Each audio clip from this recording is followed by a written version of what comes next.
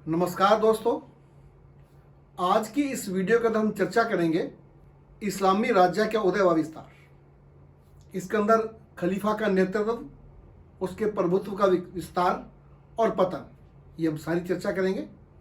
अब 7वीं शताब्दी के शुरू में इस्लाम का जन्म हुआ।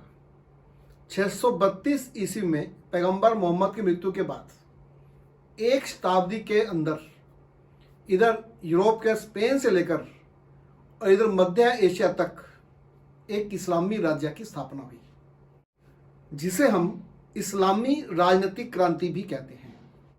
यह कार्य अरब प्रायद्वीप की बद्दू बैदुइन, जो खाना बदोश समुदाय या यायावर कबीले थे, जो ये राज्य निर्माण का कार्य उनके द्वारा पूरा हुआ।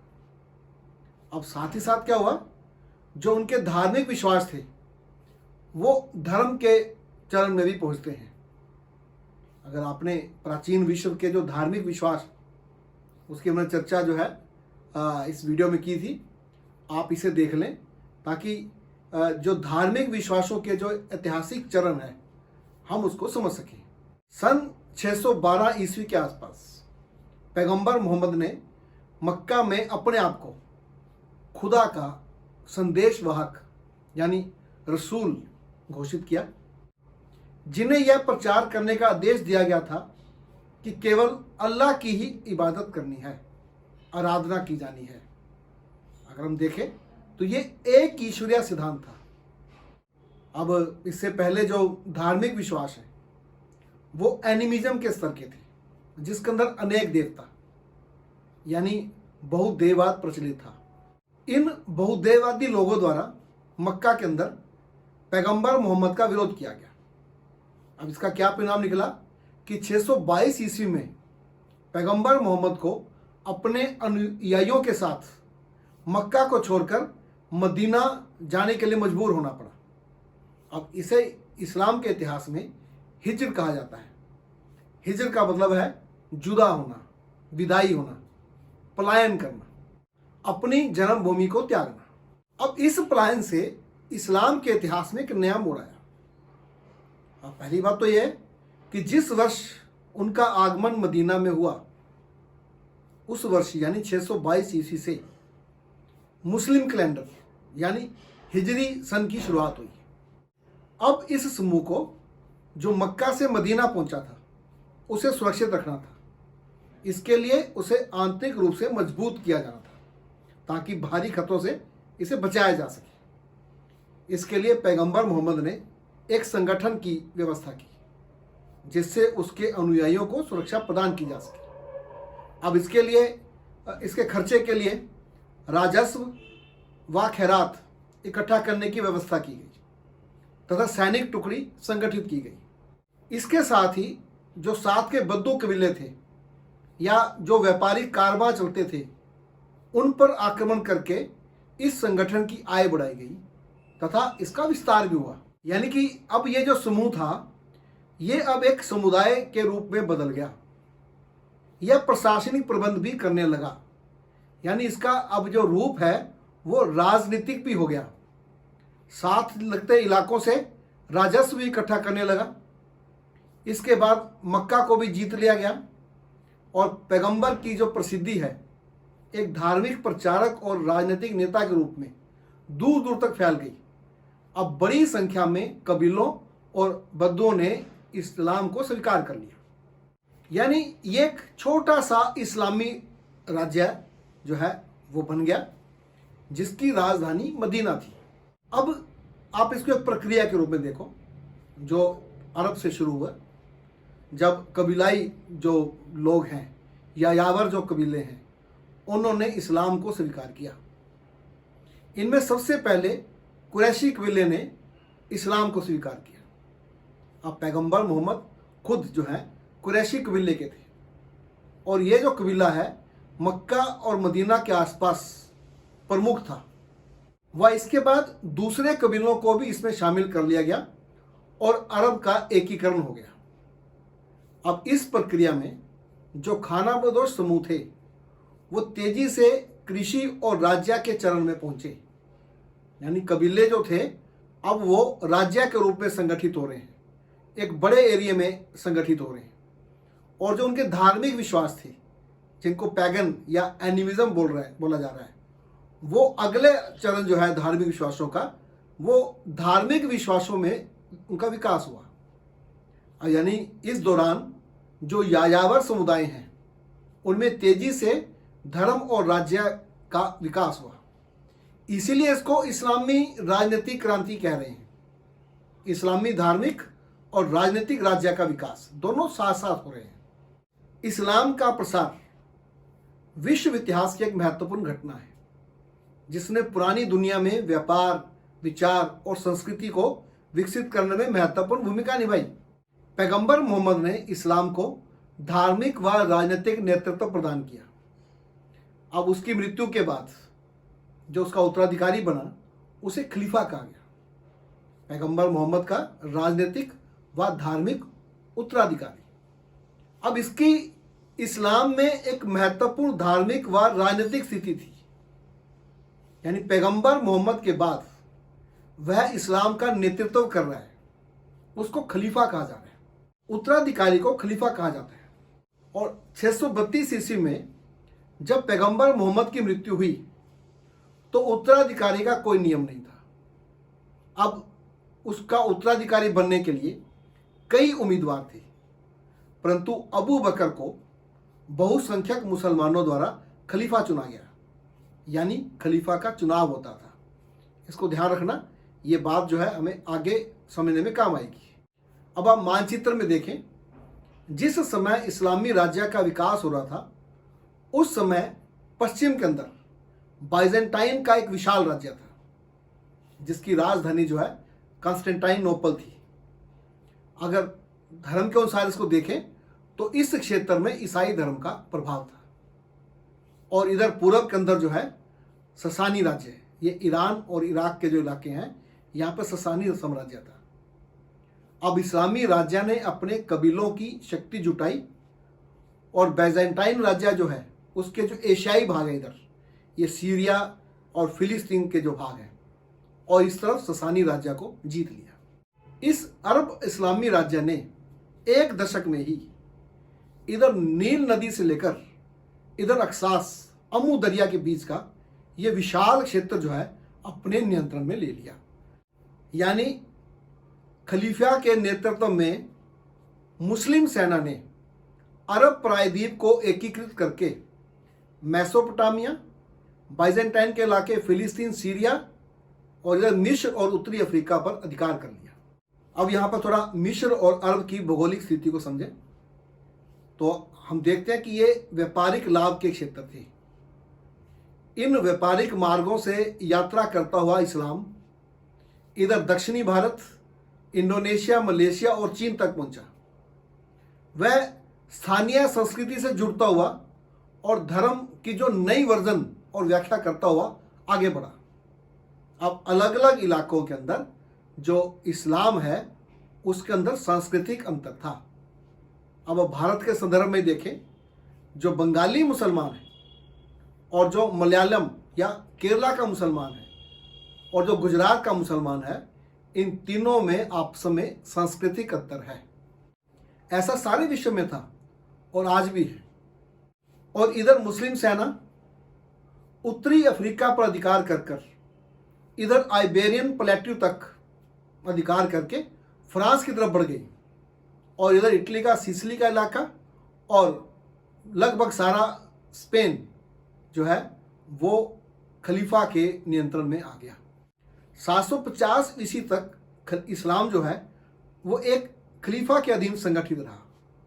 उसके बाद स्पेन में एक अलग खलीफा का ओहदा हुआ। 1950 के बाद जो खलीफा है वो सिर्फ धार्मिक राजनीतिक वैधता प्रदान करने वाली शक्ति रह गया। यानी इसका राजनीतिक नियंत्रण जो है वो क्या हो गया, कमजोर हो गया। उसका राजनीतिक महत्व खत्म हो गया, वो सिर्फ वैधता प्रदान कर रहा है। यानी अब कई खलीफा और स्वतंत्र शासक उभर आए। आओ इसको थोड़ा विस्तार से देखते हैं।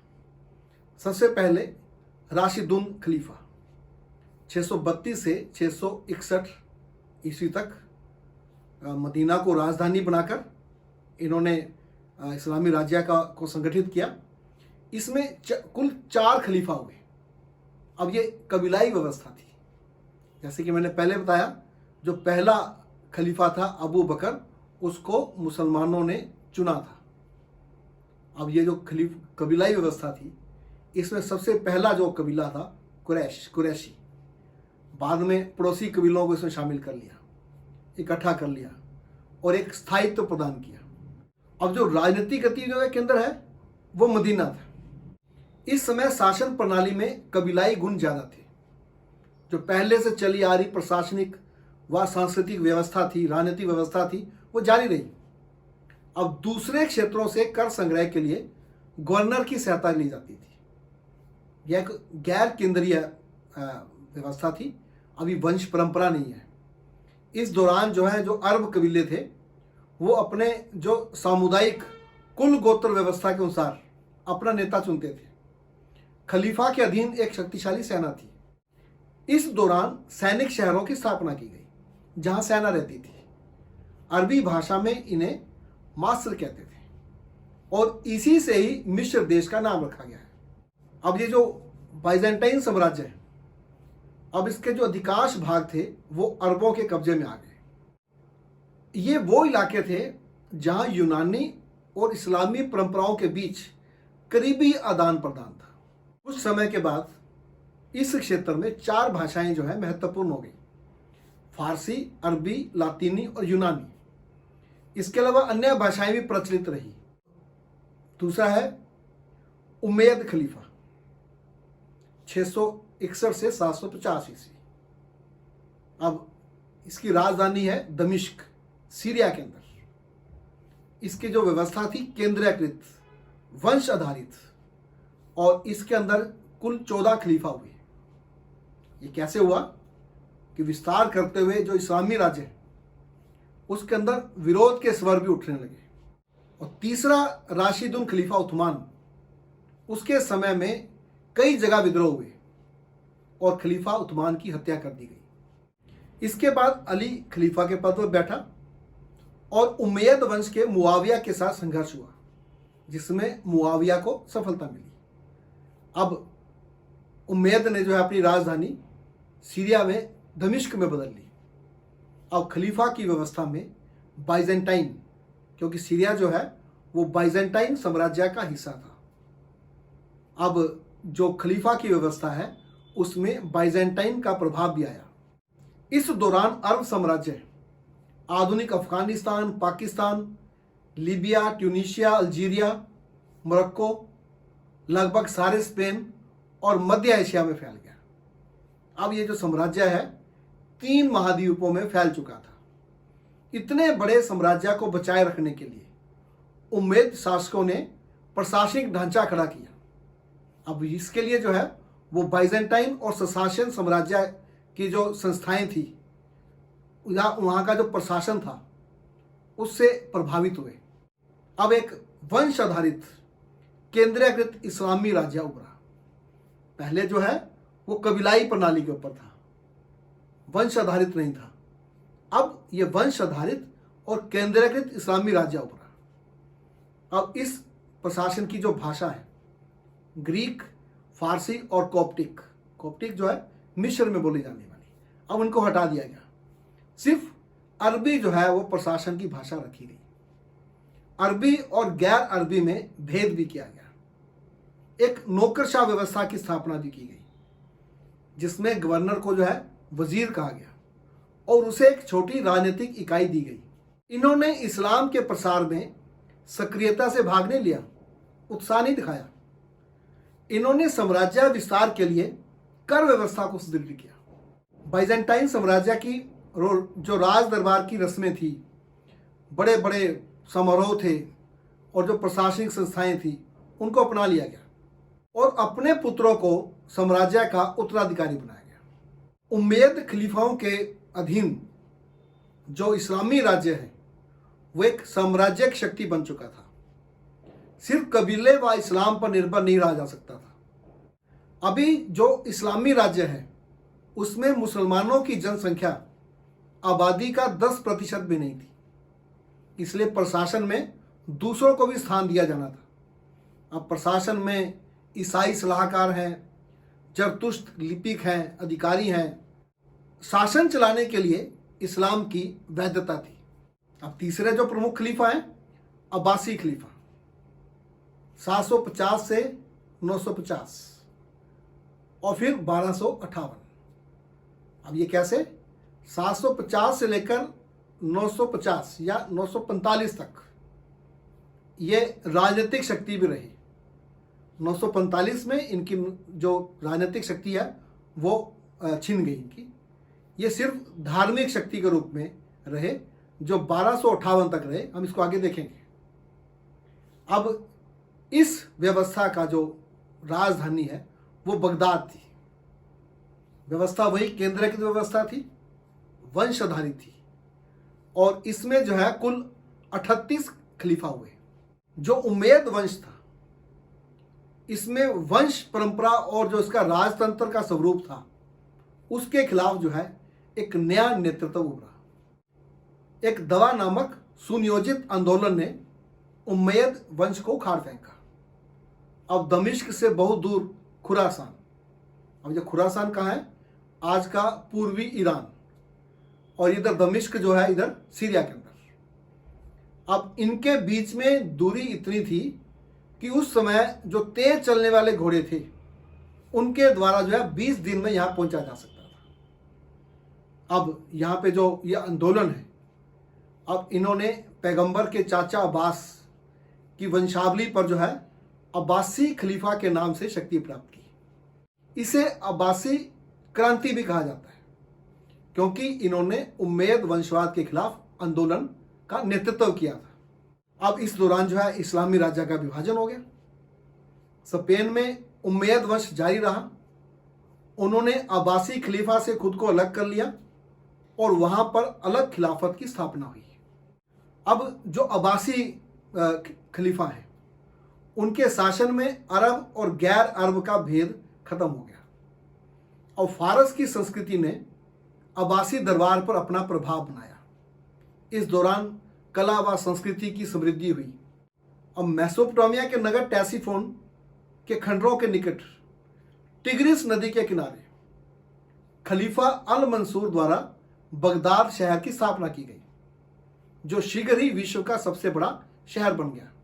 अब इराक और खुरासान क्षेत्र की अधिक भागीदारी सुनिश्चित की जानी थी, सेना के अंदर भी और नौकरशाही के अंदर भी। इसलिए गैर कबीलाई आधार पर जो है प्रशासन का और सेना का संगठन किया गया। अब्बासी शासकों ने खिलाफत की जो धार्मिक स्थिति थी और जो उसके कार्य थे उसको उन्होंने मजबूत बनाया। इस्लामी संस्थाओं और विद्वानों को जो है उन्होंने संरक्षण प्रदान किया। अब इतना बड़ा साम्राज्य है, सरकार और साम्राज्य की जो जरूरतें हैं उनके अनुसार अब्बासी खलीफाओं ने भी जो राज्य का केंद्रीय स्वरूप है उसको बनाए रखा। उन्होंने उम्मैदों के जो शानदार शाही वास्तुकला और दरबार के अंदर जो व्यापक समारोह की जो परंपराएं थी उनको जारी रखा। शासन अब भी वंश परंपरा के साथ ही था। अब अब्बासी क्रांति ने राजतंत्र और वंशवाद के खिलाफ विद्रोह किया था, परंतु यहाँ पर फिर से वही परंपरा राजतंत्र और वंशवाद जो है फिर से स्थापित हो गया। लेकिन जो बगदाद है इसने विश्व के विद्वानों और कलाकारों को आकर्षित किया। विद्वान, कलाकार, व्यापारी जो है इस्लामी दुनिया में स्वतंत्र रूप से घूमते फिरते थे, आते जाते थे। खलीफा हारून अल रशीद और उसके बेटे अल मामून के समय जो बगदाद है ये यूनानी, अरबी, ईरानी, भारतीय ज्ञान का प्रमुख केंद्र बन गया। खलीफा हारून अल रशीद के समय बगदाद के अंदर जो है एक विशाल पुस्तकालय व विज्ञान संस्थान, जिसको बोला जा रहा है बायर अल हिकमा, की स्थापना की गई। अब जिसका जो अंग्रेजी में अनुवाद करें तो हाउस ऑफ विजडम। अब ये वो समय था जब यूनान का जो क्लासिकल वर्क है उसका अनुवाद जो है अरबी भाषा में किया जा रहा था। खलीफा अल मामून ने तो एक मिशन कॉन्स्टेंटिनोपल भेजा जो यूनानी पांडुलिपियों को लेकर बगदाद आया। अब यहाँ पर अनुवादकों का एक समूह उभरा जो यूनानी से फारसी में अनुवाद कर रहा था। प्लेटो और अरिस्टोटल की जो कृतियां हैं उनका फारसी भाषा में अनुवाद किया गया। अरबी भाषा में प्लेटो को अफलातून और अरिस्टोटल को अरस्तु पुकारा जाता है।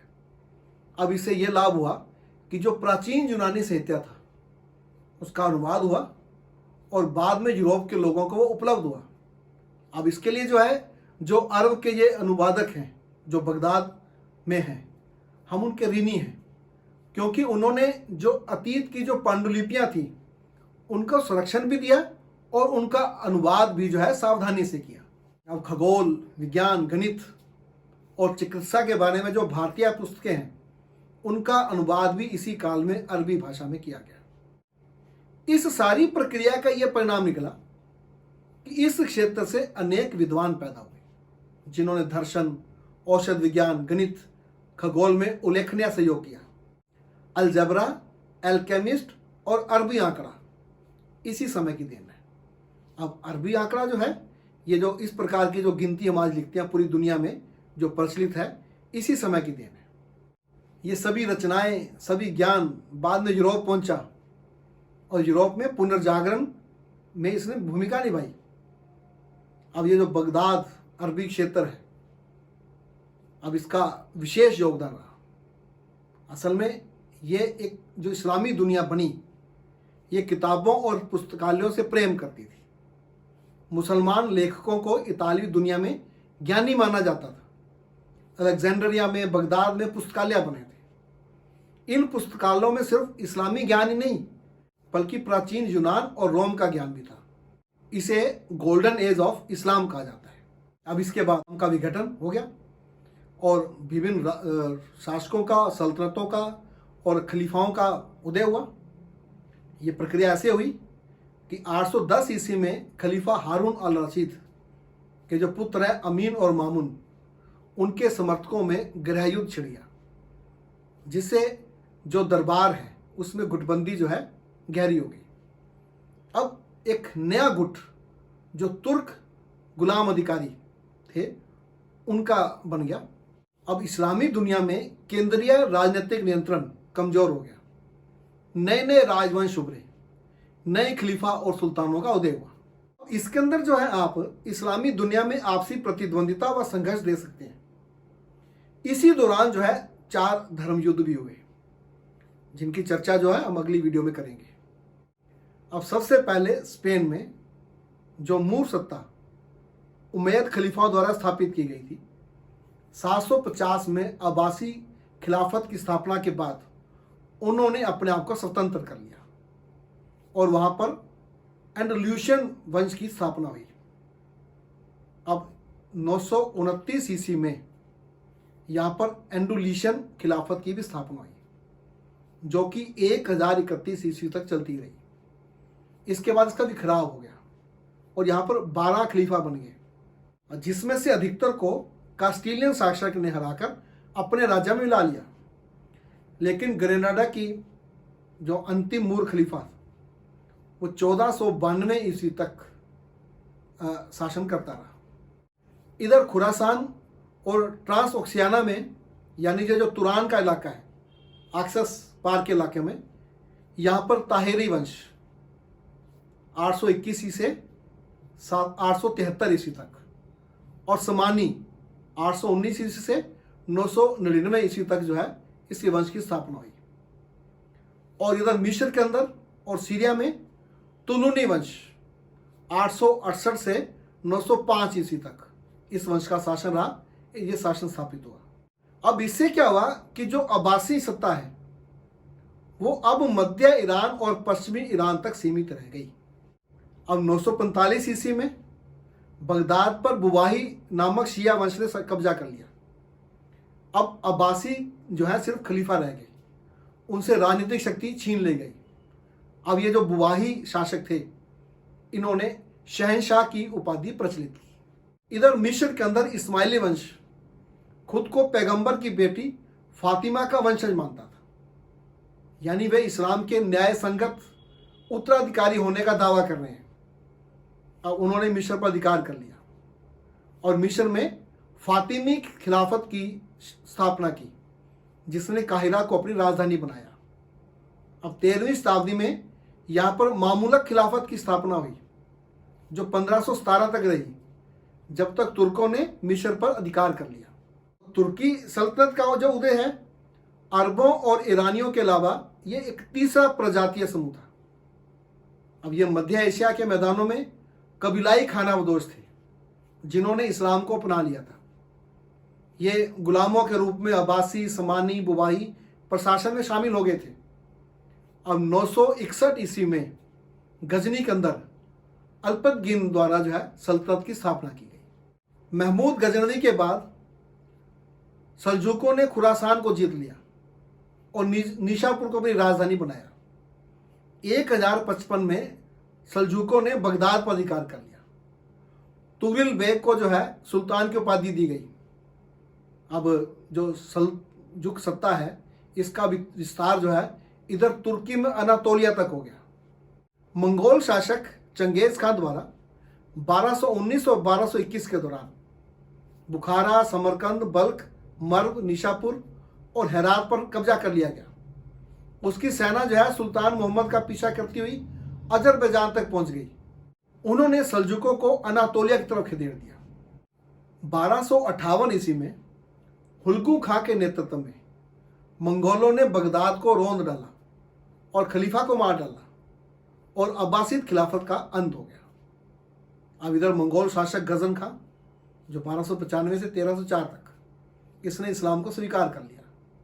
अब जिससे जो है जो मंगोल कबीले थे उनके अंदर भी इस्लाम का प्रसार हो गया। इधर स्पेन और मोरक्को के अंदर अल्मोरावी वंश की स्थापना हुई जो अलमोहद खिलाफत में बदल गई। इधर 13वीं शताब्दी में एक खानाबदोश तुर्क कबीले के मुखिया ओस्मान प्रथम द्वारा अनातोलिया के अंदर जो है एक तुर्क राज्य की स्थापना हुई। इसे ऑटोमन साम्राज्य भी कहा जाता है। जो ऑटोमन शब्द है ये ओस्मान से लिया गया है। इन तुर्क योद्धाओं ने इस्लाम को स्वीकार कर लिया था और गाजी की उपाधि लगा ली थी। गाजी का मतलब होता है आक्रमण करने वाला। इन्होंने पतन होते बाइजेंटाइन राज्य पर आक्रमण किया। 1453 ईस्वी को बाइजेंटाइन की राजधानी कॉन्स्टेंटिनोपल पर तुर्कों का अधिकार हो गया। अब जो बाइजेंटाइन साम्राज्य की राजधानी थी ये यूनानी चर्च का केंद्र भी थी। और फिर 1517 ईस्वी को ऑटोमन सुल्तान सलीम द्वारा मिस्र पर कब्जा करके वहां पर मामूलक खिलाफत को खत्म कर दिया गया और खुद उसने खलीफा का पद धारण कर लिया।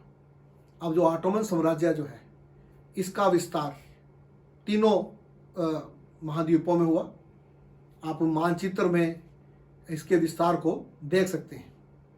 अब ये जो ऑटोमन जो खलीफा है ये पद 3 मार्च 1924 यानी फर्स्ट वर्ल्ड वार के बाद तक बना रहा। तो आपने देखा कि किस प्रकार अरब के अंदर एक कबीलाई समाज राज्य और धर्म के रूप में संगठित होकर एक बड़े विशाल साम्राज्य में बदल जाता है। उम्मीद है आपको वीडियो से जानकारी प्राप्त हुई होगी। आप इसके लिए आप कमेंट करें, आप चैनल के साथ बने रहें। इसके लिए चैनल को सब्सक्राइब करें और वीडियो को लाइक करें।